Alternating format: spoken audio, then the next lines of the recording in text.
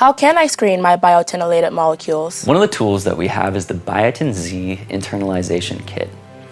This kit can help you measure the binding and internalization of your targeting agent to a specific cell surface marker.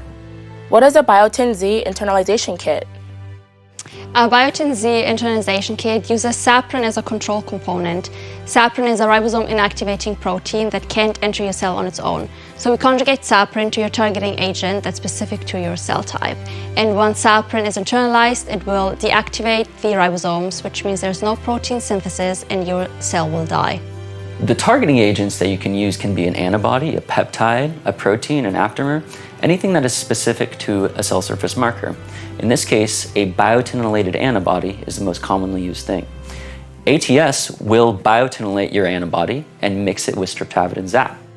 Streptavidin-zap is streptavidin conjugated to saprin. So the kit uses my molecule with biotin attached? Yes, that's correct.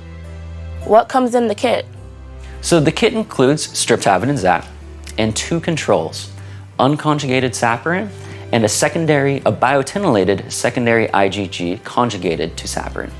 The kit also includes developing reagents that you will need to develop your cytotoxicity assay. How many molecules can I test with one kit? So we have 3 kit sizes available. Let me take you to the website and show you.